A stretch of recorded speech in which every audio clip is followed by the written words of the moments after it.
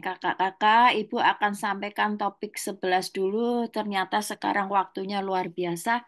Ibu akan mendampingi kalian dan melayani. Mudah-mudahan nanti sebelum pretest kedua, post-testnya, kalau ada yang mau dialog bertanya, silakan. Ibu akan senang sekali. Ini Ibu share dulu karena waktunya terbatas. Topik pertama mengenai pengorganisasian wirausahaan sosial berbasis komunitas.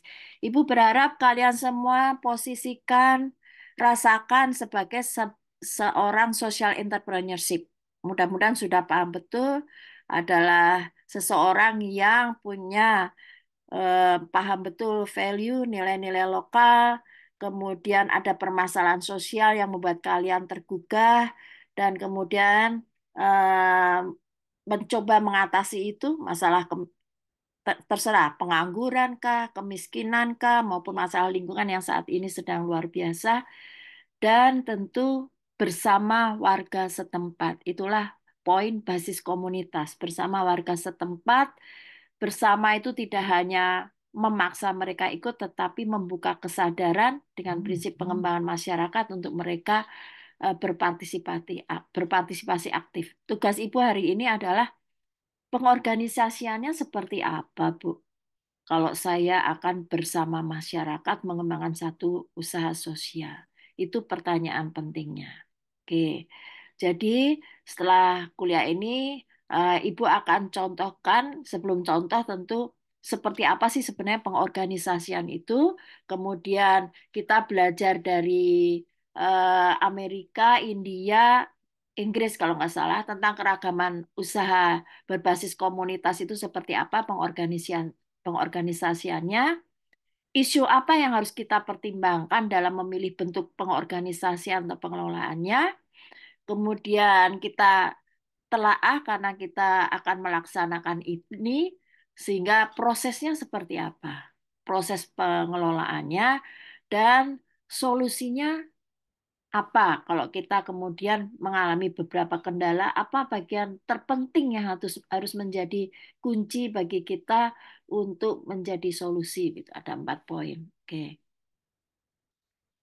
oke, Ibu, Ibu eh, motivasi dulu ya.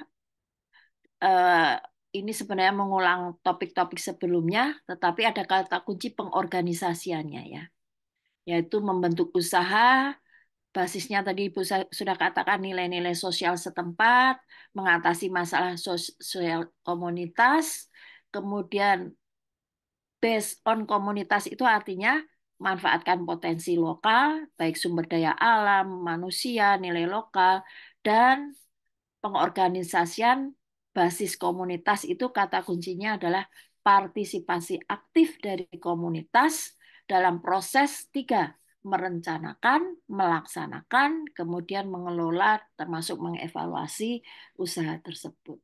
Ya, jadi ini tidak Ibu ulang, ada 5 elemen penting tadi. Masalah sosial, inovasi, inisiatif, ini kata kunci kreatif dari kewirausahaan sosial, keterlibatan komunitas, sumber daya lokal, dan berorientasi pada dampak tentu. Dampaknya tentu berdampak positif. Selain finansial adalah untuk kesejahteraan misalnya, melestarikan budaya lokal, memperkuat ikatan sosial, dan poin terpenting adalah semuanya diarahkan untuk keberlanjutan. Keberlanjutan apa? Pengembangan masyarakat itu sendiri baik komunitasnya maupun lingkungannya maupun untuk pembangunan dalam konteks program-program pemerintah yang sudah bersinergi dengan kebutuhan lokal. Nah, ini kata kunci pertama dari pengorganisasian wirausahaan sosial berbasis komunitas. Ya, kalau Ibu coba hadapkan sebagai satu sinergi, yang kiri adalah model bisnisnya berbeda dengan teman-teman ekonom karena model bisnisnya harus fleksibel. Ya, arti fleksibel apa? Harus sesuai dengan konteks komunitas yang kita dampingi dan masalah yang dihadapi. Kemudian pengorganisasiannya, tata kelolanya yang seperti apa? Kata kunci pengembangan masyarakat agar terjadi keberlanjutan adalah partisipatif. Ya. baik dalam keputusan dan pengelolaan. Contohnya apa? Ibu kutip dari Kementerian Digital Desa ya, 2024. Contohnya adalah bagaimana pengorganisasian basisnya organisasi masyarakat. Tetap kita harus cek, kita teliti datanya sampai mana bahwa benar-benar teman NGO, teman asosiasi profesi, asosiasi petani misalnya, kemudian kelompok-kelompok memang benar-benar mampu mengatasi masalah sosial atau yang resmi dari pemerintah, misalnya BUMDes, koperasi yang secara normatif tugasnya memang membantu anggota untuk memenuhi kebutuhan-kebutuhan khususnya, entah produksi, entah konsumsi, entah pasar. Kemudian yang sedang menjadi idola adalah mengembangkan usaha kecil menengah. UMKM sebenarnya lengkapnya, mikro kecil menengah, ya, dengan menciptakan lapangan kerja dan pendapatan based on potensi lokal. Jadi ini pengorganisasian itu adalah mendialogkan, mensinergikan antara model bisnisnya dan tata kelola yang partisipatif. Itu kata kunci pengorganisasian. Oke. Ibu kemudian mengambil contoh ini dari Ibu sudah share, mudah-mudahan nanti di-share ke Anda juga, keragaman usaha sosial yang sudah dilakukan di luar negeri. Ya, Ibu ambil tahun 2021 ya. Ini ada 4 contoh ya. Satu adalah nyebutnya The Loving Dogs Home. Ya, bagaimana mengatasi anjing-anjing liar di wilayah komunitas miskin. Ya. Di komunitas miskin itu banyak anjing liar di situ. Kemudian ide kedua adalah bagaimana kita mendampingi orang-orang tua atau lanjut usia yang kekurangan, ya kurang beruntung atau miskin dan hidup sendiri atau jauh dari anak cucunya, sehingga mereka butuh untuk keberlangsungan hidupnya. Jadi nyebutnya mobile meals for the elderly folks. Jadi ada mobil khusus untuk pangan, ya kalau sekarang mungkin makan bergizi gratis, tapi ini untuk para lanjut usia. Kalau ibu menyebut, nggak mau nyebut lansia lagi, kalau ibu menyebutnya, ibu punya asosiasi namanya komunitas 50 plus gitu. Menjadi hidup yang lebih bermakna dan bermanfaat seperti kaum muda, tetapi hidup baru karena sudah 50 plus. Kemudian keep them outside. Ini contoh anak-anak muda yang pernah dipenjara, ya, menjaga mereka agar tidak kembali ke penjara. Kebanyakan adalah residivis, kekerasan maupun narkoba. Kemudian yang terakhir ini adalah eh, menjadi lebih urgen menurut Ibu ketika kita semakin digital, ternyata anak-anak adik-adik Anda itu ternyata semakin kacau gitu ya dalam hal membaca, dalam hal semua kegiatan karena fokusnya pada digital sehingga nggak terbiasa nulis, nggak terbiasa baca buku, sehingga ini ada ide untuk Better Books for Children. Di Swedia atau Norwegia sudah melarang itu digital untuk kembali ke revolusi literasi. Pengasuhan anak dengan kualitas buku ini dianggap semakin memburuk. Nah, pertanyaannya ini adalah ide-ide social entrepreneurship.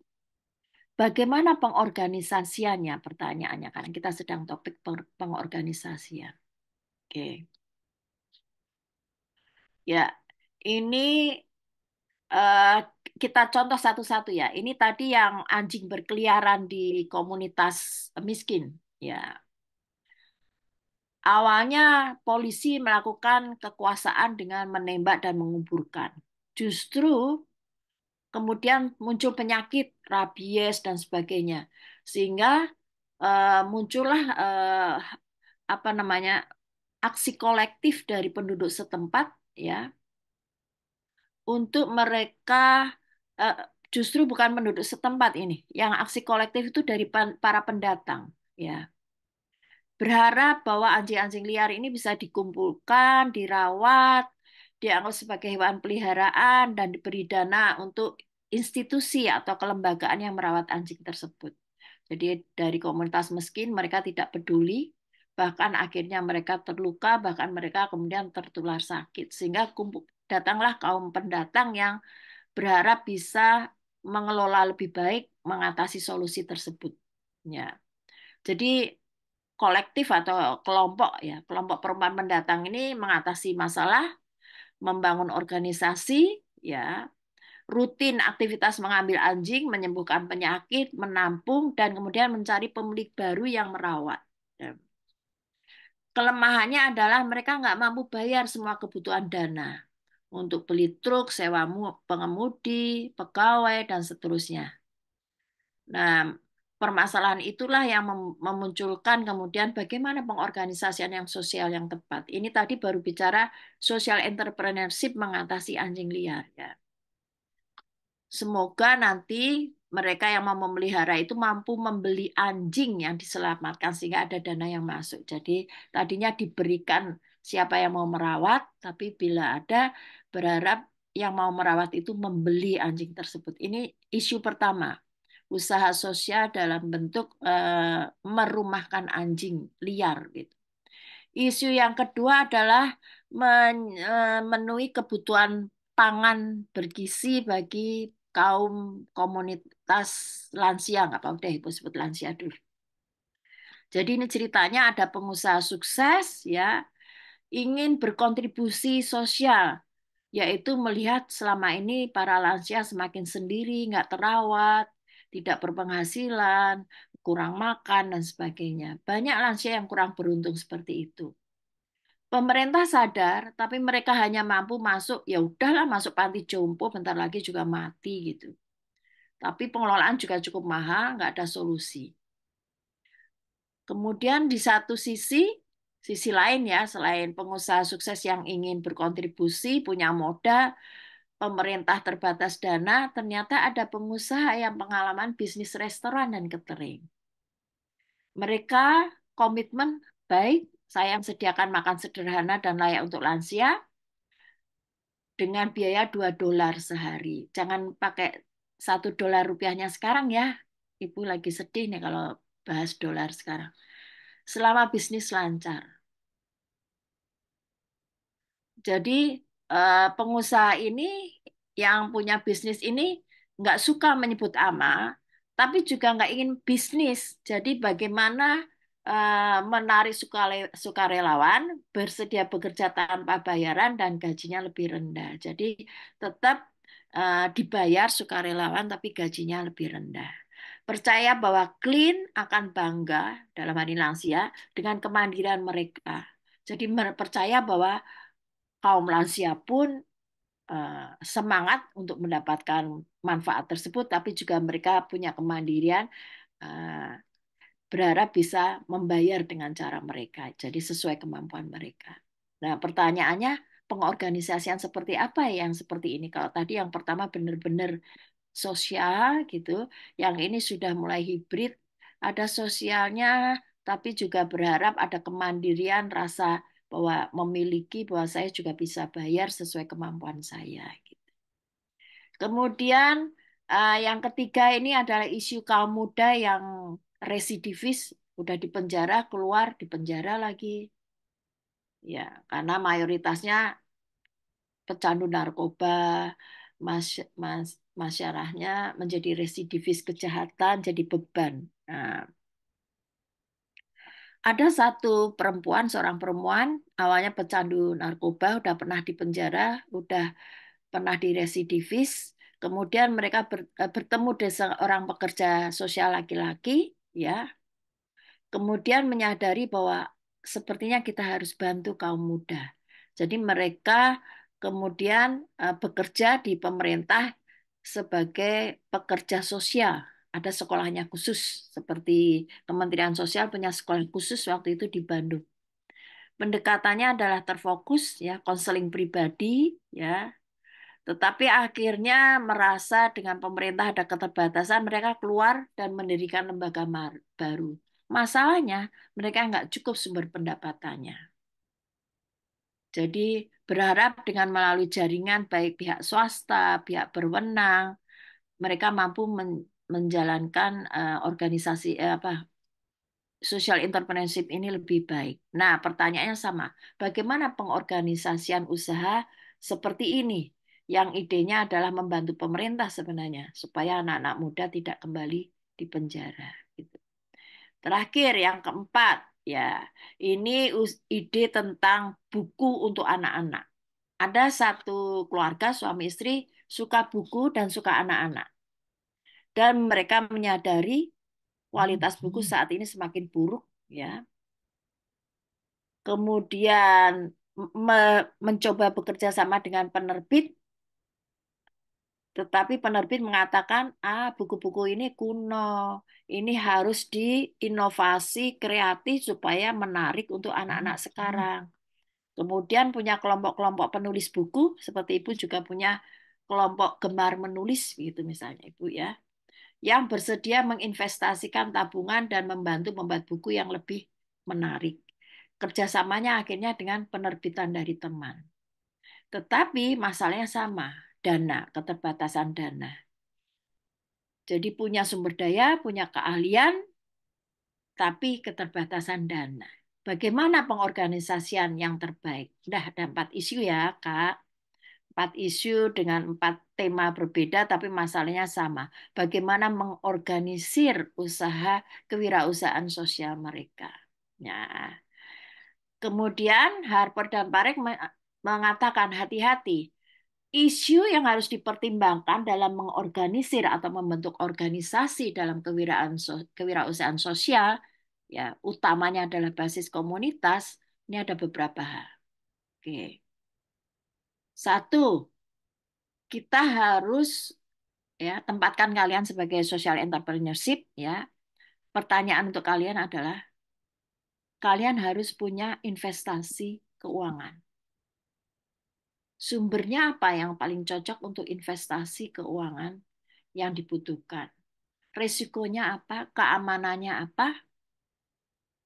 Apakah ketika ada investor mereka akan minta kembali dana yang mereka sediakan? Satu, investasi keuangan. Jadi mencari investor yang bersedia. Yang kedua adalah pelajari peraturan di Indonesia, ya, peraturan-peraturan yang berlaku untuk setiap bentuk organisasi. Ya. Kemudian mencari mitra-mitra dari banyak aktor, baik pemerintah, swasta, perguruan tinggi, NGO, yang mampu untuk bersama-sama mengorganisir usaha tersebut. Yang ketiga, ya, resiko apa yang mungkin muncul? Kita harus melihat resiko, terutama resiko dari keuangan untuk usaha tersebut. Kemudian yang keempat adalah apa dampak dari peraturan tersebut terhadap penerimaan manfaat. Khususnya adalah yang sedang kita dampingi. Seperti tadi ya, mereka yang akan memelihara anjing, mereka orang-orang lansia akan menerima pangan, kebutuhan makan mereka, mereka yang anak-anak yang residivis, dan mereka yang anak-anak akan mendapat bantuan mengenai bacaan literasi yang lebih baik. Ya, itu harus dicek apa dampaknya bagi mereka. Gitu. Nah, ini ada isu yang harus dipertimbangkan. Kemudian ada 4 lagi, ya, apa bentuk hukum, ya, organisasi yang dipilih, maksudnya bentuk struktur organisasi yang dipilih, eh, sampai mana mempengaruhi kemampuan usaha sosial kita untuk mendistribusikan manfaatnya. Apakah organisasi hukum yang bentuk hukum yang dipilih ini akan mempermudah atau mempersulit dalam mencapai tujuan sosial bersama dengan atas? Apakah implikasi perpajakan, ya karena kita hidup di Indonesia masih terkait selalu dengan pajak, dan terakhir bagaimana bentuk yang hukum yang dipilih mempengaruhi aset yang mungkin dibutuhkan perusahaan. Ya. Kakak bisa belajar nanti kalau tertarik, contoh kecil saja. Ketika misalnya bentuknya yayasan, misalnya ibu mau berkontribusi, oke, ibu punya rumah, silakan rumahnya dipakai oleh yayasan untuk mengurus lansia. Baca betul peraturannya, di Indonesia ketika menghibahkan aset itu berarti sudah lepas, nggak boleh lagi diminta. Ya, banyak ini terjadi beberapa di Indonesia termasuk Taman Mini itu ya kalau udah menjadi aset yayasan nggak boleh lagi diminta oleh para pemilik sebelumnya begitu. Ini contoh pengelolaan wisata ya Taman Mini tadi. Oke. Oke, itu tadi isu-isu yang harus dipertimbangkan ketika memilih bentuk hukum pengorganisasian sosial. Lanjut kita prosesnya seperti apa untuk pengorganisasian sosial ini. Ibu ambil contoh dari tiga negara, Amerika Serikat, Inggris, dan India. Ya, ini uh, kewirausahaan sosialnya, usaha-usaha sosialnya masih empat tadi yang kita kritisi. Ya, ini Amerika Serikat. Nah, Ibu lupa singkatan apa ini. Nanti Ibu share bukunya ya. Bentuknya L3C or 501C. Ya, mudah-mudahan nanti di bawah ada contohnya. Ibu kok lupa. Kalau Inggris adalah perusahaan yang berbasis komunitas, community interest company. Kalau India adalah usaha kecil yang berorientasi bisnis, bisnis for profit small enterprise. Ini untuk mengembangkan tadi rumah anjing kesayangan. Ya, ya, jadi yang satu perusahaan basis komunitas, yang Inggris, yang India adalah usaha kecil untuk keuntungan. Yang ini Ibu lupa L3CO, mudah-mudahan di bawah ada. Terus yang mobile menyediakan makanan untuk orang tua, ini korporasi, korporasi di Amerika itu berarti kerjasama antar pemerintah dan swasta. Yang Inggris masih tetap konsisten community interest company. Ya, India untuk makanan mobile ini hibrid antara profit dan sosial. Jadi kalau tadi anjing itu profit, benar-benar keuntungan. Kalau untuk makanan ini hibrid. Ya, organisasinya bentuknya hibrid antara profit dan society. Kemudian untuk kaum muda yang residivis tadi, agar mereka tidak kembali, itu Amerika benar-benar non-profit. Sebenarnya ini hampir sama semua. Non-profit, charity, Inggris, India Society. Ini sama semua. Semuanya adalah non-profit. Benar-benar untuk mendampingi sebagai konseling ya, konseling. Buku bagaimana? Kasus buku pengorganisasiannya untuk Amerika eh, tetap perusahaan yang untuk berorientasi profit kalau Amerika, kalau Inggris sama regular for profit. Oh, ternyata sama nih. Baik Amerika, Inggris dan India sama-sama adalah perusahaan yang untuk orientasinya profit. Ya, ini belajar dari Amerika, Inggris dan India untuk empat kasus tadi. Oke.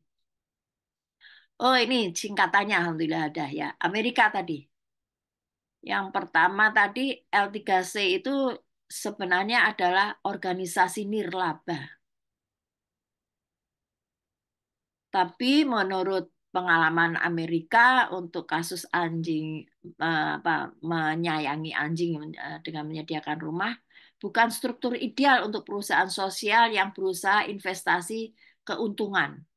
Jadi kalau memang investasi keuntungan dan gaji kompetitif, itu kalau usahanya nirlaba itu bukan struktur ideal pengalaman mereka. Kemudian L3C itu singkatannya untung tapi terbatas. Ya, perusahaan yang memiliki kemampuan terbatas dan profitnya rendah. Low profit limited liability company. Ya, perusahaan terbatas berlaba rendah. Ini untuk usaha nirlaba, ya. Mereka hanya memberikan 5% aset mereka untuk tujuan amal dan sebagian besar untuk investasi.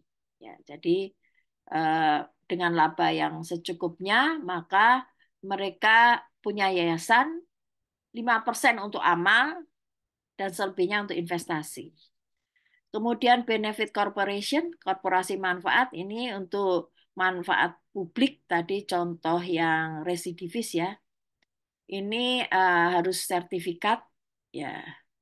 Kemudian perusahaan yang fleksibel tujuannya korporasi untuk mengejar tujuan khusus tergantung pada pemegang saham. Jadi ini ada empat bentuk pengelolaan untuk Amerika hampir sama di Inggris, Tapi kalau di Inggris lebih ke pelaku yang lebih sebagai usahawan, pedagang disebutnya nih.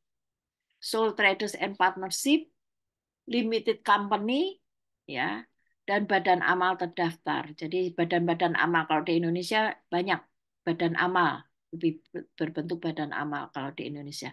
PT juga ada yang PT dalam bentuk perusahaan tapi juga berbadan amal juga ada. Dan pedagang tunggal ini Inggris mirip.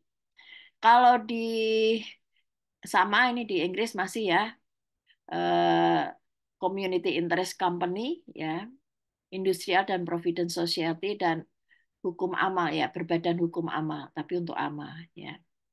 Nah, kalau di India ini lebih ke tiga tipe. Satunya benar-benar yang pertama adalah benar-benar organisasi non-profit ya, charity saja. Kemudian ekstrim profit social enterprise, perusahaan yang benar-benar untuk profit. Orientasinya sosial tapi profit. Kemudian yang ketiga itu yang hibrid. Modelnya hibrid. Jadi antara entitas amal dengan entitas profit ya. Jadi mengumpulkan hibah dari dermawan, tetapi pada saat sama membawa biaya untuk layanan produknya untuk entitas bisnisnya untuk peroleh pendapatan. Jadi ada hibah dari dermawan, tetapi juga ada usaha dari usaha sosialnya itu untuk mendapatkan pendapatan. Ya. Sehingga ada subsidi silang, ya, agar dampak sosialnya lebih tinggi. Jadi tetap ada dermawan, tetapi tetap ada pelanggan yang menyediakan, membayar jasa yang sudah disediakan. Ini India ada tiga. Oke. Bagaimana dengan Indonesia? Ibu ambil ini contoh dari digital desa juga, ya. Yang pertama adalah koperasi. Ini contoh koperasi di Bojonegoro. Ibu ambil dari buku digital desa. 76 awalnya adalah kegiatan simpan pinjam dan konsumsi. Kemudian akuisisi akuisisi pabrik pengelolaan tembakau. Jadi dari koperasi mereka bisa mengakuisisi pabrik pengelolaan tembakau hingga asetnya 60 miliar katanya, sehingga merambah sektor lain, transportasi, perumahan. Jadi ini sosial, kemudian berkembang bisnis, tetapi tetap arahnya adalah untuk anggotanya. Jadi anggota itu warga komunitas sesuai kebutuhan, entah untuk produksi, entah untuk konsumsi, maupun untuk kebutuhan pasar dari setempat. Tapi mereka eh, dalam usahanya juga menerapkan praktek bisnis dengan eh, pengelolaan ekonomi betul-betul melalui pengelolaan tembakau, pabrik tembakau ya. Apa kunci keberhasilan kasus koperasi di Bojonegoro ini? Manajemennya profesional, ada inovasi, dan sinergi berbagai pihak termasuk dengan BUMDes, Badan Usaha Milik Desa. Oke.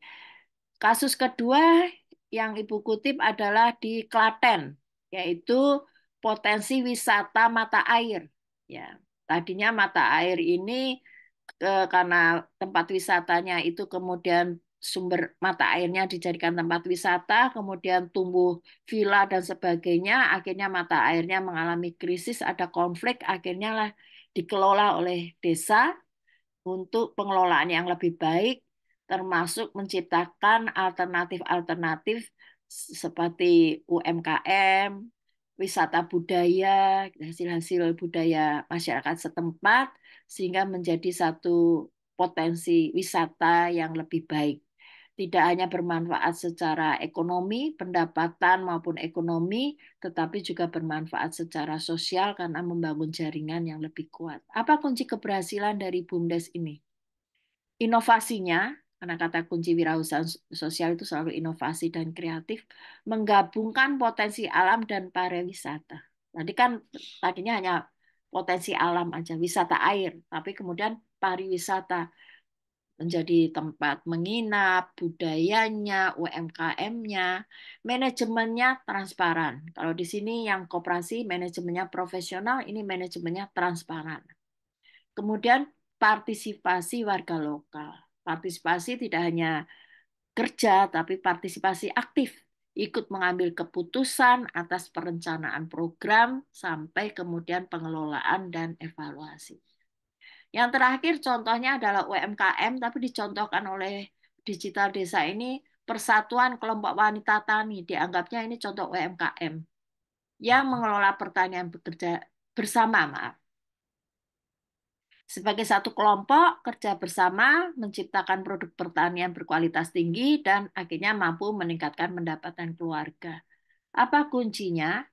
Keberhasilannya adalah komunitasnya terlibat, sehingga sebuah usaha kecil dapat tumbuh dan berkontribusi untuk ekonomi lokal secara signifikan. Tentu keterlibatan komunitas itu tidak hanya dukungan nilai, dukungan sumber daya yang ada, tetapi juga dukungan modal sosial, berjejaring, bukan berjejaring dengan pemerintah desa, dengan pihak swasta, dengan perguruan tinggi. Ini contoh dari kelompok wanita tani dari contoh digital desa. Ini contoh dari tiga tiga pengorganisasian sosial yang untuk kewirausahaan sosial berbasis komunitas yang ada di Indonesia.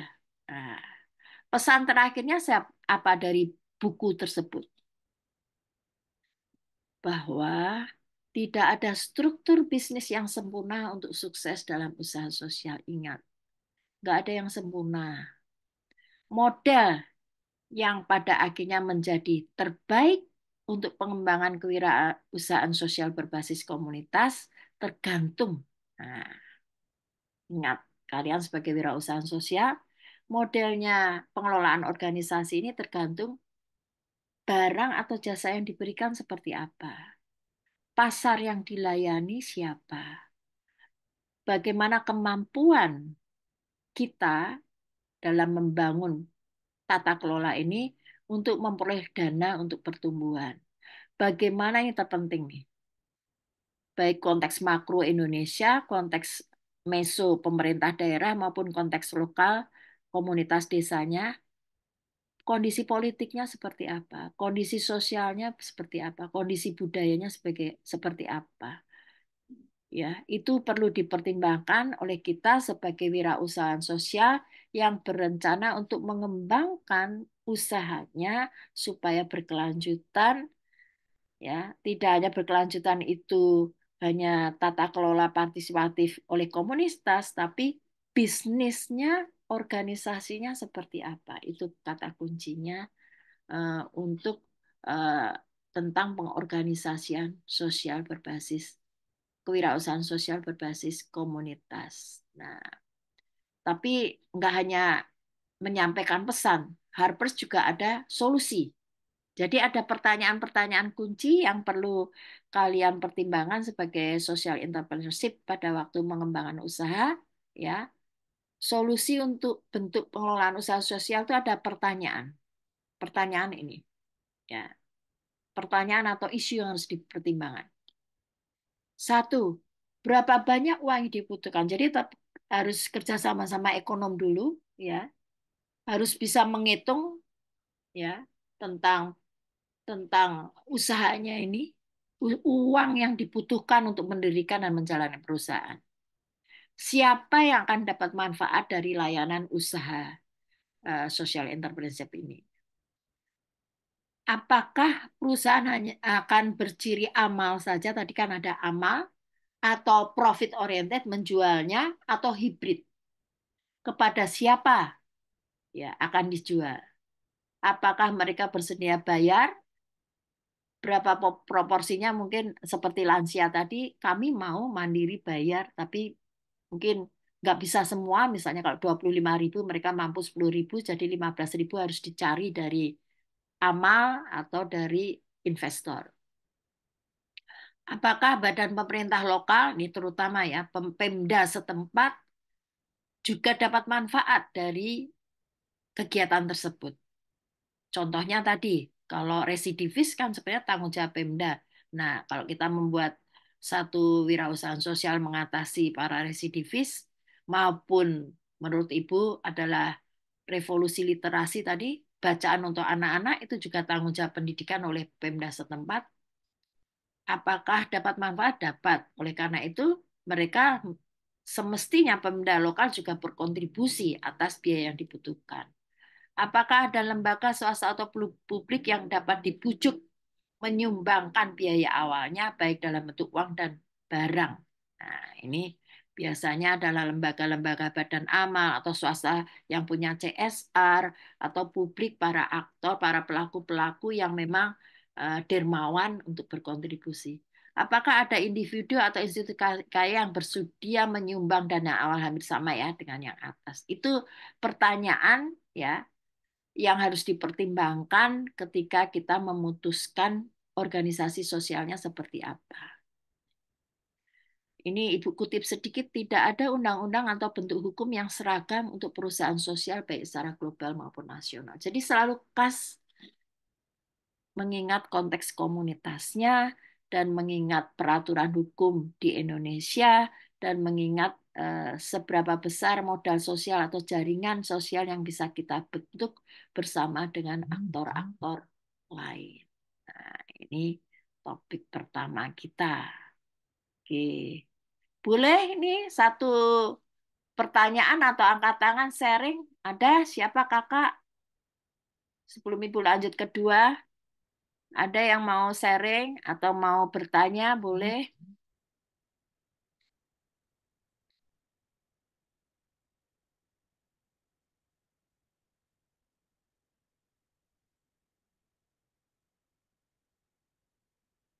Nggak ada. Tapi suara ibu kedengaran ya, Kak?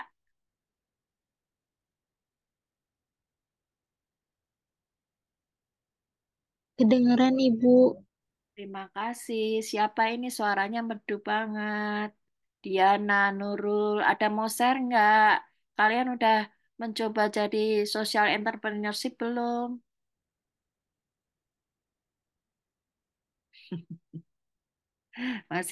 Masih fokus kuliah ya, sayang?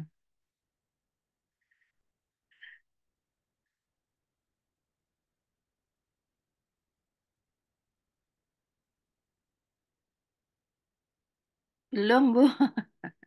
Oke, mudah-mudahan nanti tertarik. Nggak usah jauh-jauh di sekitar kita saja. Di tempat, kalau kalian kos, di tempat kos juga pasti banyak. Tapi tantangan yang kalau Ibu boleh saran anak muda sekarang itu untuk adik-adik Anda adalah Ibu sedang memperjuangkan revolusi literasi. Bagaimanapun terlihat jadul, tapi menurut Norwegia, Swedia, buku-buku sekarang nggak seperti sampah mau dibuang, tapi buku-buku ke depan akan menjadi penting lagi untuk dibaca karena kita nggak bisa bertahan dengan lihat digital saja.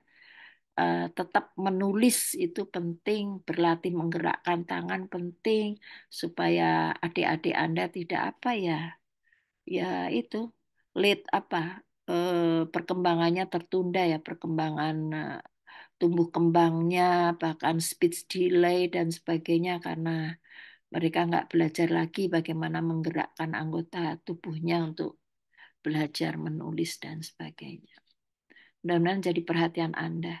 Selain tentu kemiskinan, kerusakan lingkungan, para lansia itu yang baby boomers ya angkatan ibu itu udah usia tua semua itu.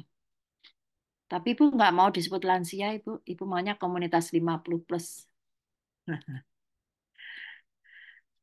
Oke, Ibu lanjut ke, oke sebentar lagi ya, 3 menit lagi jam 11. Ibu lanjut ke topik kedua ya, tapi kalau mau angkat tangan boleh, Ibu siap melayani Anda. Tugas Ibu melayani loh ya, bukan mengajar. Sama-sama Kak Azra. Oke, Ibu share screen yang kedua.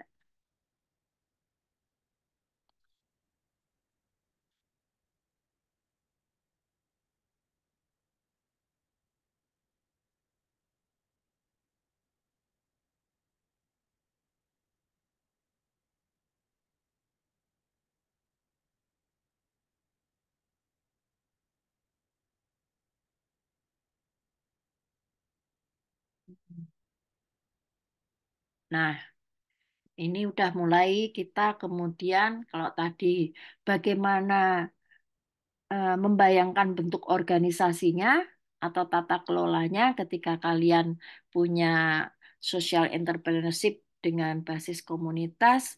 Kalau ini kita sama-sama seperti apa ya?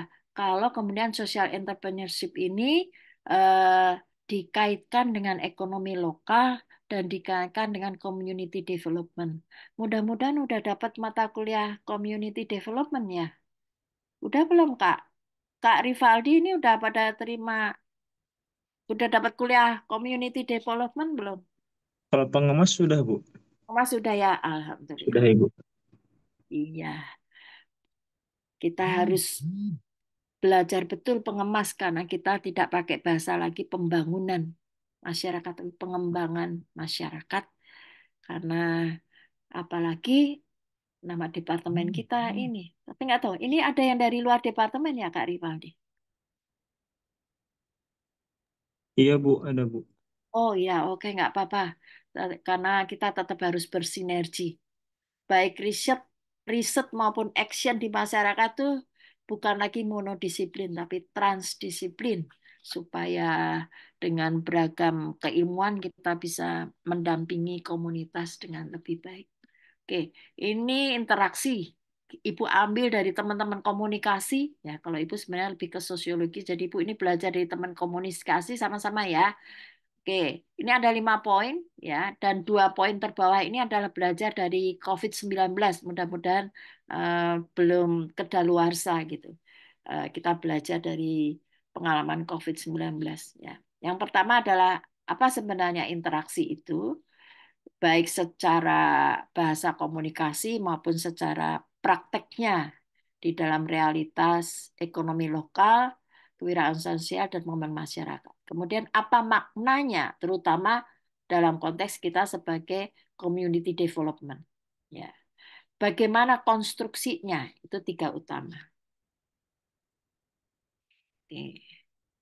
Ibu ambil yang pertama mengenai eh, interaksi dialogis dulu, pakai bahasa teman-teman komunikasi.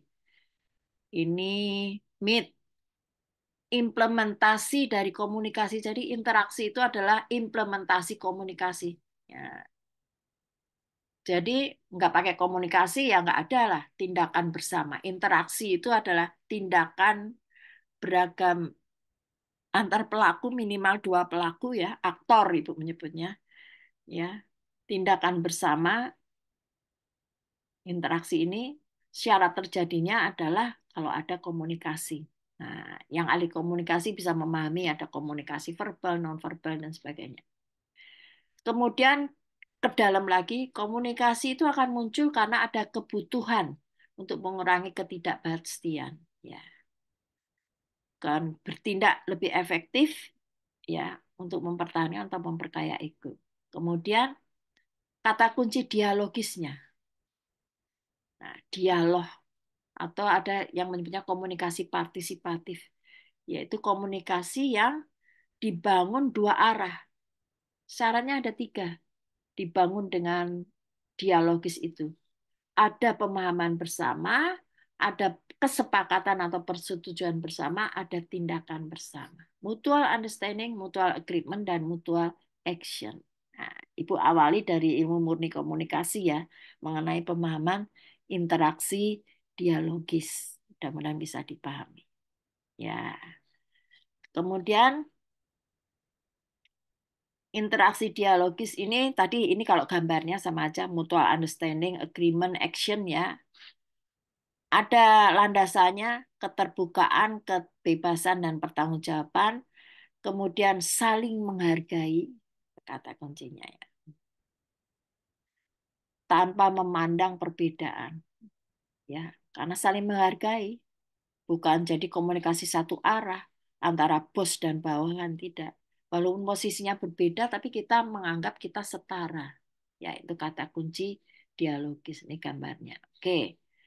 Nah, kalau itu kemudian dianalogkan atau Ibu pinjam pemahaman interaksi dialogis ini dengan 3 konsep kunci, tadi konsepnya kunci kan 3, kewirausahaan sosial, ekonomi lokal, dan pengembangan masyarakat. Kewirausahaan sosial itu tidak mengulang karena Ibu berharap kalian berperan sebagai seorang social entrepreneurship. Tentu arahnya adalah tujuannya memberi dampak positif, entah itu untuk kesejahteraan, untuk mengurangi kemiskinan, untuk mengatasi masalah lingkungan, dan berkelanjutan. Berkelanjutan itu artinya lingkungan terjaga baik dan komunitasnya terus berkembang, bukan komunitasnya dihancurkan atau dihabisi. Nah, ada 4 ya, Ibu mengulang dikit di social entrepreneurship, mudah-mudahan masih ingat. Social value, nilai-nilai sosial, civil society, inovasi, dan economic activity. Nah, bagaimana sisi ekonomi lokal? Ya, karena Ibu juga mendalami mengenai local economic, itu sebenarnya konsep dari teman-teman asalnya dari teman ekonomi, adalah ekonomi yang kegiatannya bertumpu pada sumber daya lokal. Apa aja Bu sumber daya lokal? Sumber daya alamnya, sumber daya manusianya, termasuk pengetahuannya, ya, modal sosialnya atau value nilai-nilai lokalnya gitu ya. Kemudian elemennya apa? Adalah indigenous development, pengembangan yang berbasis asli dari kebutuhan dan potensi yang dimiliki dari komunitas setempat. Makanya disebut ekonomi lokal. Lokal itu kalau teman-teman ekonom menganggap wilayah, tapi kalau orang-orang sosial menganggap itu adalah komunitas setempat. Ya, oke. Nah, pengembangan masyarakat di mana Ibu? Pengembangan masyarakat itu sebenarnya adalah pengikat dari 2 konsep besar itu. Jadi satu instrumen pengembangan masyarakat yang mendialogkan, yang mensinergikan antara social entrepreneurship dan local economy. Karena tujuan keduanya sama, memanfaatkan dan mengoptimalkan sumber daya lokal dan menciptakan, ini khusus ya sebenarnya, nggak hanya lapangan kerja, ya, nggak hanya untuk menciptakan ini solusi atas masalah sosial baik kemiskinan, pengangguran itu karena lapangan kerja maupun eh, pendidikan maupun apa tuh tadi hmm, lingkungan gitu ya. Oke. Ibu breakdown lebih dalam lagi. Sinerginya seperti apa? Ini sepertinya di pengembangan masyarakat ada juga. Ada 1, 2, 3, 4, 5. Ada 5 kata kunci dalam pengembangan masyarakat. Ada advokasi, pengorganisasian komunitas, pengembangan jejaring, pengembangan kapasitas, KIE. Nah, semuanya ini itu digunakan untuk membangun sinergi antara social entrepreneurship dan usaha ekonomi lokal. Dengan mengutamakan kata kunci utamanya adalah inovasi teknologi. Jadi harus ada kreativitas, inovasi teknologi. Ini yang sama antara social entrepreneurship dan usaha ekonomi lokal. Inovasi teknologi yang didampingi dengan 5 elemen: advokasi, ya, menyadarkan orang tentang pentingnya peraturan hukum, mengorganisir, tadi kita udah bahas di topik pertama, mengembangkan jaringan karena penting berjejaring itu sebagai modal sosial, mengembangkan kapasitas, kemampuan, kompetensi dari pelakunya, dan kemudian KIE, bagaimana mendampingi secara berkelanjutan, memberikan informasi dan mengedukasi. Ya, inilah sinerginya, sehingga disebut pengembangan ekonomi lokal dan gerakan kewirausahaan sosial berbasis masyarakat. Nah, kalau dianggap sebagai makna apa sih, Bu? Kalau jadi satu kata, ini satu katanya. Sinergi untuk membangun ketahanan ekonomi dan sosial masyarakat. Ekonomi Ibu nggak ngulangnya, ini sebenarnya adalah ringkasan dari gambar tadi. Jadi ekonomi fokus sumber daya lokal, berkolaborasi dengan social entrepreneurship untuk atasi masalah sosial melalui inovasi dan bisnis. Mendorong akhirnya adalah pengembangan masyarakat yang inklusif. Jadi tidak boleh memarginalkan siapapun pelakunya. Mereka harus inklusif di dalam komunitasnya dan berkelanjutan. Ya, ini kata-kata kuncinya. Contohnya yang Ibu lihat adalah di digi- digi- digital desa tadi ya. Itu adalah program kampung iklim katanya. Program kampung iklim di Indonesia ini mengintegrasikan pengelolaan lingkungan dengan ekonomi lokal, misalnya pengelolaan sampah berbasis komunitas, pertanian organik, ya, mengintegrasikan kurang nih pengelolaan lingkungan dengan kegiatan ekonomi lokal dan social entrepreneurship, ya, sehingga terjadilah pembangunan atau pengembangan masyarakat yang berkelanjutan. Ini intinya, ya, judul yang topik kedua ini, topik ibu yang kedua itu dialog, ya, ekonomi lokal ini intinya adalah seperti ini. Oke. Nah, kemudian kalau kita tarik pemahaman judul tadi terkait maknanya dalam perspektif pengembangan masyarakat, ya, utamanya kita ambil tadi kan eh, sebagai pengikatnya antara ekonomi lokal dan social entrepreneurship adalah pengembangan masyarakat. Jadi kita fokus bagaimana pengembangan masyarakat bermain mensinergikan dua hal ini. Ya, oke, ini Ibu ambil konsepnya dulu. Pengemas adalah gerakan meningkatkan kehidupan seluruh komunitas dan kata kuncinya adalah prakarsa dan partisipasi aktif dari komunitas.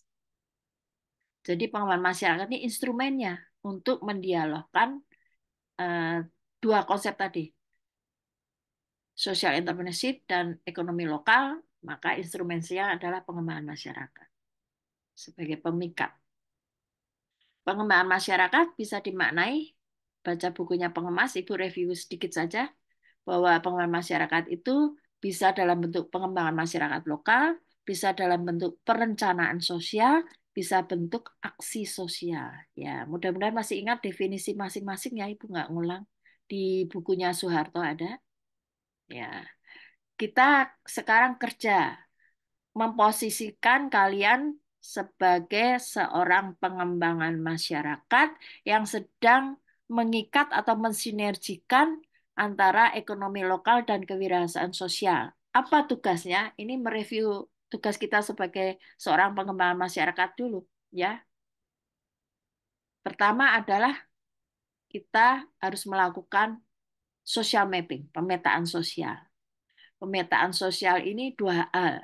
Yang pertama adalah memetakan yang berorientasi tujuan. Ya, jadi tujuan dari social entrepreneurship dan ekonomi lokal itu apa? Jadi kita harus bersama-sama partisipatif menentukan keputusan dan tindakan dalam memecahkan masalah ekonomi tadi, ekonomi lokal dan masalah kewirausahaan sosial. Misalnya tadi adalah kampung iklim, ya, kampung iklim. Tadi apa? Lupa Ibu namanya. Kampung yang jadi contoh tadi kampung iklim, ya. Ya, kampung iklim. Misalnya kita lagi membahas kampung iklim. Nah, berarti eh, secara tujuan akhirnya masalah ekonomi lokal adalah dengan memanfaatkan sumber daya alam yang ada, tetap menjaga keberlanjutan kelestarian lingkungan, tapi mampu memanfaatkan sumber daya alam yang ada untuk menghasilkan profit ekonomi lokal. Kurang. Kenapa? Sisi kewirausahaan sosialnya belum dibaca. Oh iya, bagaimana menyelesaikan masalah sosial di situ? Usaha-usaha yang mampu menciptakan lapangan kerja, usaha-usaha yang mampu memanfaatkan nilai-nilai lokal yang ada, budaya setempat, dan usaha-usaha yang mampu membangun jaringan sosial yang lebih luas. Ya, jadi sebagai socialpreneur, ya, kalian ya sekarang sebagai lebih tadi Komdev, ya, atau community development atau sebagai socialpreneur, kalian bersama komunitas tempat melakukan perencanaan sosial dengan menganalisis masalah dan kebutuhan, mengidentifikasi dan melaksanakan program dalam perspektif pengembangan masyarakat. Mudah-mudahan dipahami. Social mapping itu harus jadi makanan kalian, udah harus paham. Oh iya Bu, berarti mengikat dua konsep tersebut dalam prakteknya adalah dengan berposisi sebagai seorang community development atau seorang sociopreneur ini disebutnya. Pemetaan sosial dulu. Kemudian ini mengulang saja tadi yang kita lihat ada 5 komponen, ya. Ingat Di dalam Komdev selalu harus ada 5 hal itu didampingi. Kalau mereka lama belum tahu apa sih masalah hukum lingkungan, kenapa sih nggak boleh dieksploitasi sumber daya air? Ada aturan-aturannya, kita mengadvokasi. Bahkan juga mendampingi mereka ke DPR untuk menyuarakan. Kemudian mengorganisir seperti apa nih, mau pakai koperasi, BUMDes, atau kelompok pemuda misalnya. Kemudian mengembangkan jaringan, bekerja sama dialog dengan perusahaan, dengan NGO, dengan perguruan tinggi gitu. Dan kemudian melakukan komunisi KIE untuk mengembangkan kapasitas mereka. Tapi kata kuncinya adalah partisipasi, kemudian membangun keswadayaan mereka, bukan program dari atas, tapi juga harus memunculkan kesadaran mereka untuk memunculkan swadaya masyarakat dan sinergi dengan program dari atas. Arahnya adalah taraf hidup, mengurangi ketergantungan pada pemerintah, justru inisiatif sendiri, sehingga proses pembangunan efektif. Ini sudah ada di pengemas ya. Oke. Kemudian apa asas yang terpenting tadi dalam social planning yang harus kita lakukan dalam mensinergikan antara KS dan EL, mengikat. Satu, mengulang saja nih, melibatkan komunitas. Jadi partisipatif itu tidak hanya ayo ikut besok kerja, tapi juga harus diajak untuk merencanakan dan mengambil keputusan. Ingat, kakak, ibu nggak akan pernah bosan menyampaikan komunitas itu tidak homogen. Komunitas itu heterogen. Apa Bu heterogen? Heterogen tersederhana ya. Ada orang tua, orang muda, anak-anak, ada yang utuh, ada yang difabel, ada laki-laki dan perempuan. Semua harus didampingi, diajak untuk berdialog. Ingat, juga ada nilai-nilai lokal, Bu. Nggak bisa kalau diajak laki perempuan duduk bareng, perempuannya diem. Iya, kita harus paham. Jadi kita harus pisah, ngajak dialog, laki-laki sendiri, perempuan sendiri. Jamnya aja beda, kalau perempuan jam 4 sore, kalau laki-laki malam. Itu harus kita memposisikan sebagai seorang community development atau social apa tadi, entrepreneur ya.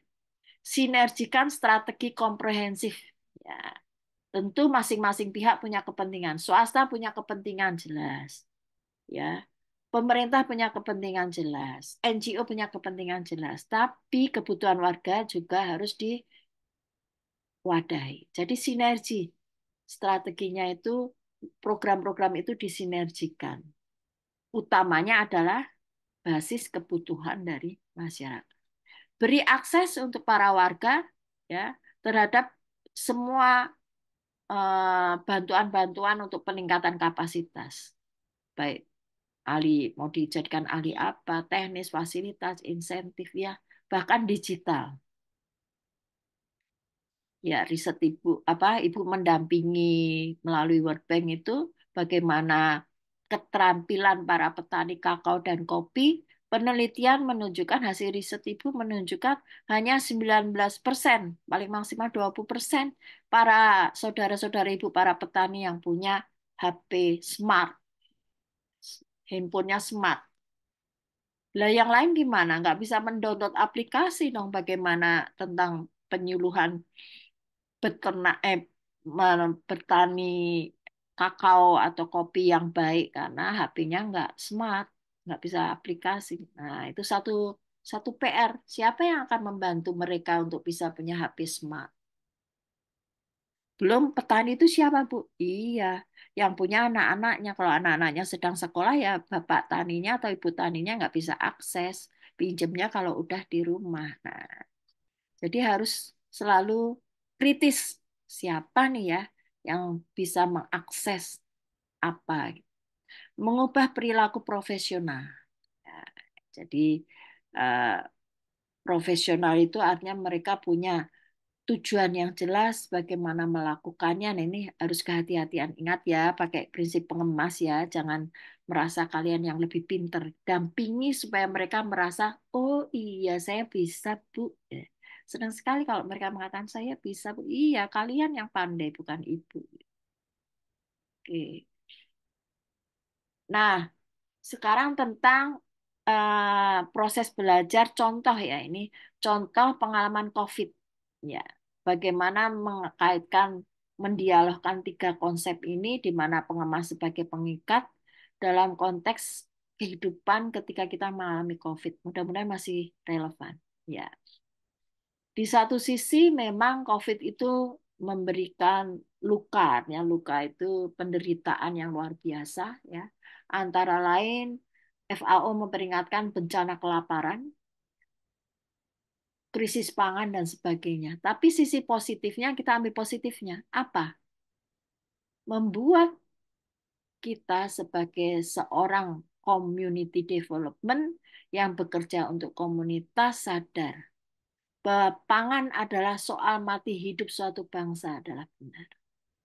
Ya, kita harus menjaga pangan karena ini adalah soal kehidupan suatu bangsa. Tegas, ya, kembali menegaskan bahwa sejatinya pembangunan ekonomi Indonesia based on, ya, jadi basis awalnya Indonesia ini yang terkenal sebagai Gemah Ripah Loh Cinawi, mungkin kalian nggak pernah dengar bahasa-bahasa itu. Tapi Ibu tahu bahwa orang luar negeri bilang surga dunia itu sebenarnya Indonesia, sumber daya alamnya. Terlepas dari krisis yang sedang kita hadapi saat ini, aduh sedih Ibu. Menegaskan kesejatian pembangunan ekonomi Indonesia adalah pembangunan sektor pertanian. Jadi sebelum ke agroindustri, sebelum ke perdagangan, kepada industri yang mulai dari hilir, hulu ya, hulu dulu, agroindustri sampai ke hilir, itu pengolahan minyak, pengolahan sumber daya mineral dan sebagainya, itu sebenarnya based on pertanian. Nah, yang terpenting sebagai orang pengembangan apa SKPM dan buat teman-teman juga yang bekerja sama dengan teman-teman SKPM, desa adalah basis pertumbuhan dan pemerataan. Jangan lupakan desa. Udah ke kota dan sebagainya, kehidupan kota yang mensupport siapa? Kehidupan desa. Jadi harus memainkan peran setara, ya, bahwa kota juga dibutuhkan desa untuk mengirimkan hasil-hasil produksinya. Tapi base tumbuh dan pemerataan itu adalah desa. Bahkan teman-teman NGO menyampaikan, Bu Titi, sebenarnya solusinya gampang. Nggak usah orang desa disuruh ke kota. Ya, bahkan teman-teman kalau mau keluar negeri silahkan. Kalau Ibu tidak melarang karena proses belajarnya banyak ke luar negeri dan penghasilannya bisa untuk memanfaatkan membangun Indonesia. Kalau kasus banyak yang riset tentang penelitian buruh migran misalnya. Banyak buruh migran ke luar negeri, habis itu pulang mereka jadi social entrepreneurship. Banyak tuh riset-riset. Mereka membangun UMKM, membangun organisasi desa, dan mereka yang memasarkan hasil-hasilnya ke luar negeri. Nah, teman NGO menyampaikan, caranya mudah Bu Titi, fasilitasi desa dengan listrik, digital, suasana apa namanya tempat-tempat untuk mereka melakukan ekonominya dengan baik. Jadi mereka nggak akan betah di desa, nggak usah harus pergi karena nggak perlu cari di kota, mau akses digital di desa juga udah banyak. Itu tantangannya. Ya, mereka akan tetap bekerja dengan pertanian, membangun ekonomi, tetapi mereka difasilitasi seperti fasilitas di perkotaan. Oke. Nah, ini Ibu kutip dari Bang Dekan, ya, Bang Dekannya FEMA ya, Pak Sofan Syaf. Ya, fakta-fakta miris apa dari buku Involusi yang Bilo terbitkan? Ada 4 ya. Ini fakta-faktanya. Ya, nggak pernah dikelola dengan baik karena basisnya sebenarnya rumah tangga itu 73,14% itu pertanian, 15,11 dari keseluruhan. Desa identik dengan kemiskinan.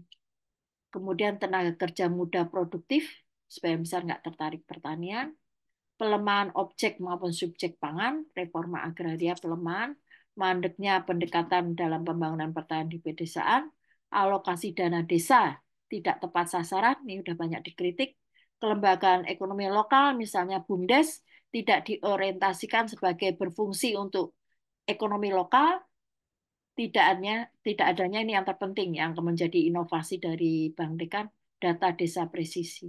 Jadi selama ini pendataan nggak tepat, sehingga perencanaan dan implementasinya gagal karena nggak partisipatif data desanya.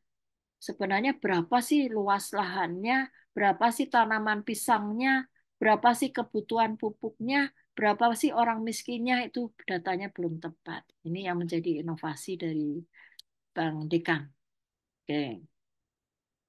Kemudian Ibu review sedikit mengenai pengembangan masyarakat ya. Pengembangan masyarakat ini ada 3 kata kunci tadi, ekonomi, produksi, sosial, dan karakter.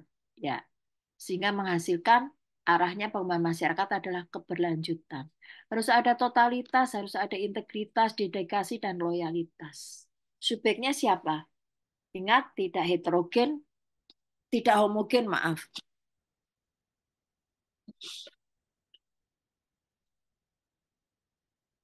Jadi ada kaum muda, ada petani, ada kelembagaan, ada kaum perempuan, dan objeknya adalah dari produksi itu bisa ke hulu, ya, ke hulu itu ke produk pangannya atau ke hilir ke pengolahannya agroindustri sampai pengolahan minyak, misalnya minyak kelapa, sawit, dan sebagainya.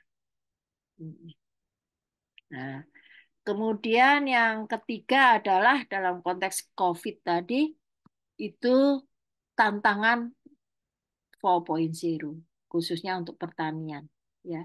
Kita udah sampai bahkan udah sampai keempat ya, cyber physical system ya.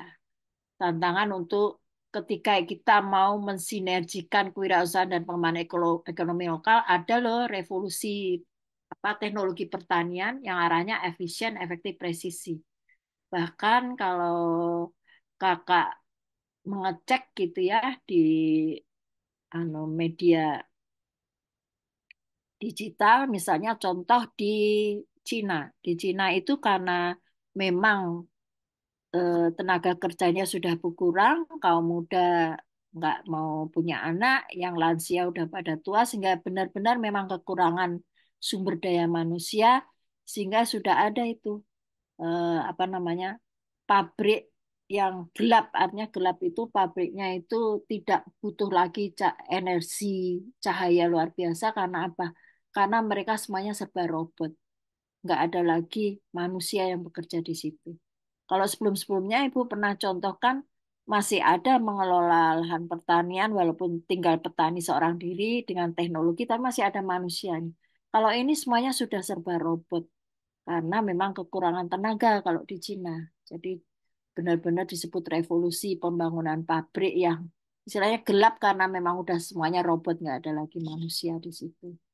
Nah, ini hati-hati kalau kita mau mempraktekkan tantangan 4.0 ini ke dalam konteks kewirausahaan sosial dan pengembangan ekonomi lokal. Ya. Nah, itu tadi tantangan-tantangannya ketika COVID untuk kembali ke pemenuhan kebutuhan pangan. Nah, sekarang solusinya apa untuk pemulihan ekonomi ini? Ya, apa yang harus kita lakukan? Nah, ini saran dari Ibu masih kutip dari bukunya Pak Sofan Syaf, Pak Dekan. Satu, adalah pendidikan yang lebih kepada vokasi. Ya, pendidikan yang lebih kepada praktek untuk kemudian mampu langsung eh, bekerja, membangun ekonomi lokal dan menjadi social entrepreneurship dengan prinsip pengembangan masyarakat tadi untuk baik bekerja sama dengan pemerintah, swasta maupun menjadi bersama masyarakat. Jadi membentuk pendidikan vokasi bagi generasi milenial, ini bahasanya. Kemudian yang kedua yang dibutuhkan adalah membangun big data desa dan pangan. Hmm. Seperti apa? Vokasional ini diharapkan untuk penguatan kapasitas dari kaum muda utamanya. Kalau formal lembaga pendidikan tinggi, kalau vokasional lebih ke pengorganisasian civil society. Pelatihan, kursus, magang, kunjungan lapang, ini adalah contohnya. Ya, ini adalah contoh-contohnya. Kemudian yang kedua adalah pentingnya big data desa dan pangan. Ya. Hati-hati. Harus kita warga setempat, orang pemerintah daerah atau orang Indonesia maksud Ibu yang benar-benar membangun big data ini. Jangan diserahkan ke orang lain atau orang dari luar karena bisa saja datanya diambil untuk kepentingan-kepentingan bisnis mereka atau maaf, kepentingan politik mereka. Jadi penting big data mengenai daya dukung desa seperti apa, potensi ekonomi desa seperti apa, proyeksi demografinya seperti apa, analisa kemiskinannya bagaimana, investasi pembangunan desanya seperti apa, termasuk kebutuhan produksi pertaniannya seperti apa, termasuk kompetensi atau kemampuan skill dari kaum mudanya seperti apa. Jadi tiga hal, produksi, distribusi, dan konsumsi, bila fokusnya pada pangan tadi. Ini kita sedang solusi mengenai pangan yang menurut apa World Bank ketika WHO termasuk WHO ketika terjadi COVID yang terjadi adalah krisis pangan. Ini contoh yang sudah dikembangkan big data untuk konsumsi, misalnya kebutuhan karbohidrat dari beras dan sebagainya, berapa kebutuhannya untuk satu desa, gitu ya, per RW bahkan dibagi per RW. Nah, ini dibutuhkan data yang presisi. Syarat presisi apa? Dilakukan bersama warga setempat, prinsip pengembangan masyarakat, partisipatif dari data yang ada, kemudian didampingi untuk merencanakan program yang ada, sehingga dana desa menjadi tepat sasaran. Bukan dana desa dimainkan oleh program-program dari atas. Ya, ini contoh. Oke. Terakhir, Ibu akan sampaikan bagaimana sebenarnya eh, punya apa namanya punya ketika mensinergikan ya ekonomi lokal dan kewirausahaan sosial oleh pengikatnya adalah pengembangan masyarakat, sebenarnya ide besarnya adalah bagaimana kita mampu melakukan transformasi sosial. Transformasi itu perubahan yang lebih perlahan, bertahap, arahnya adalah untuk keberlanjutan dari komunitasnya. Contohnya apa, Bu? Satu, contohnya adalah ingat 5 pilar ekonomi lokal tadi. Pemanfaatan sumber daya lokal untuk pengembangan UMKM, partisipasi komunitas adalah cermin kebutuhan dan aspirasi warga, keadilan sosial dan inklusivitas. Ingat, komunitas tidak homogen, terstruktur, jadi akomodasi seluruh komponen dari komunitas yang ada. Itu baru keadilan sosial dan inklusivitas. Kedaulatan ekonomi, mengontrol sistem produksi dan distribusi, dan terakhir keberlanjutan dalam konteks lingkungan, yaitu kelestarian lingkungan hidup. Ini 5 pilar yang harus dijaga oleh ekonomi lokal yang berdialog atau bersinergi untuk kepentingan dari komunitas setempat, yaitu terjadi transformasi. Apa itu transformasinya, Ibu? Bisa jadi ya perubahan peran gender. Ingat, hari ini pas hari Kartini ya, yaitu membuka ruang partisipasi perempuan dalam kegiatan produksi dan pengambilan keputusan. Jadi memposisikan kesetaraan laki dan perempuan dalam 10 dalam beragam peran yang selama ini dilakukan, termasuk di dalam perencanaan program karena ya yang terlibat selama ini sebagai sumber daya adalah laki-laki dan perempuan. Kohesi sosial dan modal sosial, ya, bagaimana melibatkan komunitas dalam usaha psikologi dan membangun jaringan sosial, kemandirian ekonomi karena arahnya adalah ketika semua program hilang, komunitas tetap berlanjut karena mereka mampu membangun program untuk kemandirian ekonomi dan ketahanan. Dan terpenting adalah perubahan struktur kekuasaan yang selama ini dikuasai oleh elit lokal misalnya, ada desentralisasi karena ada peran yang setara dari komunitas setempat. Contoh analisisnya apa? Ini analisis kita kalau sedang praktek pengembangan masyarakat, teknik partisipatif, identifikasi potensi, kearifan lokal, proses pengembangan berbasis komunitas, dampak ekonomi dan sosial, terus 4 kolaborasi multi pihak, ini kurang 1, 5 refleksi dan implikasi. Ya, itu yang bisa Ibu sampaikan untuk topik yang kedua. Mas Rivaldi masih boleh ada waktu kalau ada yang mau dialog atau sudah habis waktu Ibu? Masih ada Ibu sampai 11.40 Bu. Sudah 40 ya? 6 Iya, menit lagi ya? Oke, betul Bu. siapa yang mau sharing atau mau angkat tangan? Terdengar Ibu, oke. Siapa yang ada yang mau? Nih, ada Kak Diana, Kak Samhans, Kak Noviani, Kak Azra, ada yang mau ditanyain? Harusnya dialog nih, bukan bertanya. Mau cerita boleh, Danendra, Nafa.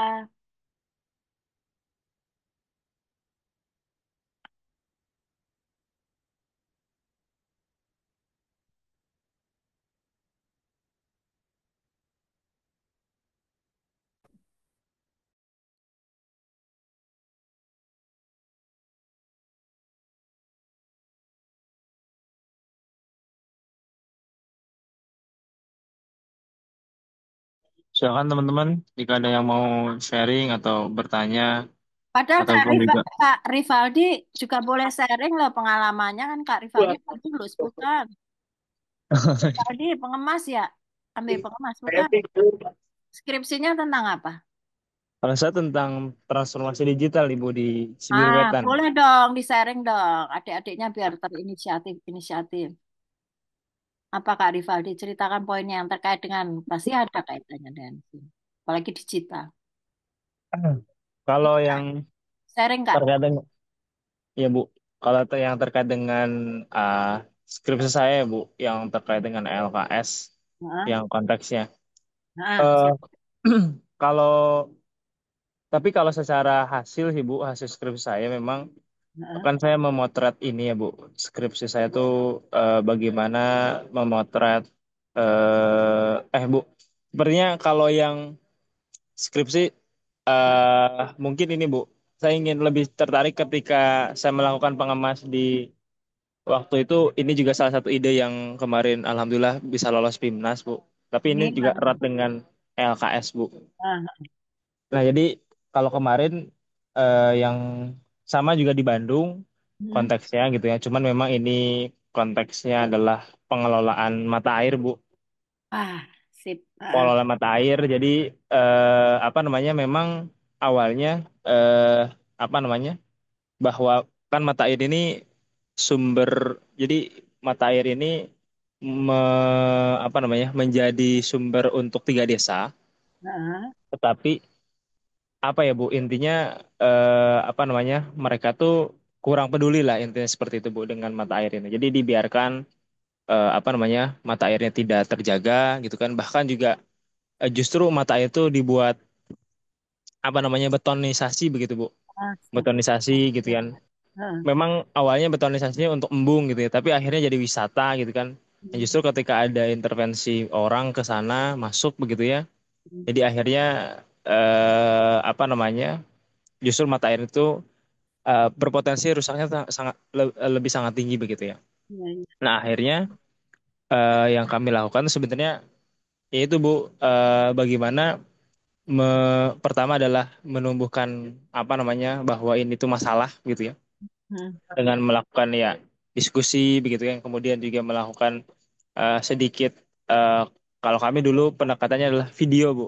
Jadi hmm, bagaimana kami ambil berbagai video eh, di luar negeri begitu ya, kemarin di Swiss, kemudian ah, juga di Jepang begitu kan.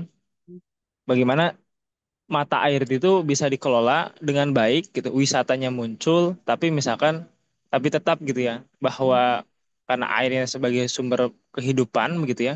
Jadi apa namanya? Mereka tuh eh, tetap berjalan gitu ya. Nah, makanya kemarin kita dorong untuk membuat satu lembaga, Bu. Nah, kebetulan karena eh apa namanya, si wilayah Matahari ternyata juga milik perhutani, Bu. oh, I Nah, see. jadi ya, jadi kemarin makanya kita dorong kan, kemarin itu memang tidak ada pengelolaan kelembagaannya ya, Bu. Jadi memang Hmm. kayak ya itu, wisatanya itu juga dibangun oleh orang yang dikatakanlah juragan begitu ya, Bu. Juragan ya. juragan di sana. Jadi apa namanya? Ya uangnya uang pribadi, tapi memang itu hajat orang banyak kan mata air itu Bu, karena mengairi Ah, 3 desa gitu kan. Nah, akhirnya kita diskusi bagaimana caranya supaya nggak di apa privatisasi begitu ya. Jadi ini bukan milik orang tertentu, tapi ini di istilahnya tapi memang orangnya memang kalau dibilang baik begitu ya Pak Haji gitu ya, memang uang banyak tapi maksudnya beliau tuh sebenarnya ingin menolong, cuman ya. jadi akhirnya karena pengelolaan tidak benar gitu ya, jadi akhirnya keuntungannya lebih banyak ke beliau. Jadi Hmm. akhirnya kita dorong gimana caranya supaya si mata air ini, karena ini hajat hidup orang banyak begitu ya Bu. Jadi kita dorong pengembangannya, pengelolaan kelembagaannya. Jadi nanti ada dari perhutani, kemudian juga untuk ya istilahnya kalau dibilang kemarin tuh dibilangnya saham gitu ya Bu, atau misalkan pembagian persentasenya begitu ya. Ah, Kalau ya. seandainya kalau seandainya ada keuntungan dari kegiatan itu, nah makanya dibagi-bagi begitu. Tapi juga ada dibagi lagi untuk si pengelolanya begitu. Nah akhirnya alhamdulillah Bu sampai sekarang ketika saya Masih, kemarin, karena itu 2021 kami lakukan Bu. masih jalan. Kemarin saya Lebaran ke rumah, Ah, kemudian juga ya iseng-iseng lah saya ingin ah, liburan begitu Bu. ah, Ah, ah. Ingin liburan terus juga ke sana lagi gitu. Alhamdulillah masih terjaga, bahkan sekarang dari pengelolaannya itu jadi apa namanya, mereka bisa membangun, jadi tidak gundul lagi Bu. Kalau dulu tuh gundul Bu. Nah, sekarang karena ada uang pengelolaan jadi mereka tuh bisa beli bibit. Jadi hmm, pohon-pohon term besi mereka tanam gitu kan. Bahkan ternyata udah dari 2022. hmm.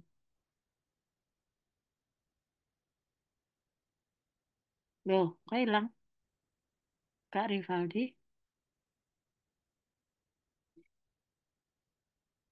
Kenapa Kak Rivaldi? Berapa senti ya, Hmm. sudah mulai Baik. tinggi begitu kan pohon-pohonnya. Jadi tapi juga mereka sekarang juga udah berkembang. Ada apa namanya, di wilayah itu juga ada apa namanya, warung-warung dari masyarakat sekitar yang kan ada wisata di sana ya, ada embung, kemudian juga apa namanya, jadi untuk berenang begitu dan lain-lain. Jadi kayak Ah, mereka buat baik. apa namanya, warung-warung dari bambu-bambu begitu ya, yang Ini, tentu juga ini ramah bisa juga Bu. bisa menginspirasi adik-adiknya ini kalau mau lanjutin penelitian di sana pakai Iya tools Bu, betul. yang dua topik ini akan menarik banget. Ketemu sebenarnya Mari apakah Bu. pengorganisasian sosialnya udah tepat belum gitu. Kayaknya hibrid ya antara Iya, amal dan profit ya. Dua ya. Ada iya sharing betul Bu, saham. hybrid Bu. Ah. Mm-mm. Makasih Kak Rivaldi ini Kalau mau ke mudah-mudahan sana bisa Bu. inspirasi adik-adiknya buat riset lagi. Ya Kak Rivaldi ya. Oke. Baik, Ibu kembalikan ya Kak Rivaldi ya. Halo? Halo Ibu. Ya, Ibu kembalikan. Silakan kalau mau post test, khawatirnya mereka udah keluar. Ya, Ah iya. makasih banyak. Mohon maaf lahir batin ya kakak-kakak. Mudah-mudahan manfaat. Kalaupun mau kontak sama Ibu silahkan. Ibu akan siap melayani. Makasih. Terima kasih, Ibu. Sama-sama Ibu. Terima kasih Ya, banyak. Baik sama. teman-teman, jangan dulu live begitu ya, karena saya ingin kirimkan link post test. Silahkan, saya belum buka linknya, jadi silahkan teman-teman diakses terlebih dahulu link post testnya. Waktunya seperti yang tadi ya, 10 menit teman-teman mengerjakan. Jadi kalau sekarang 11.40, kita mulai 11.43 ya. Jadi nanti selesai teman-teman 11.53.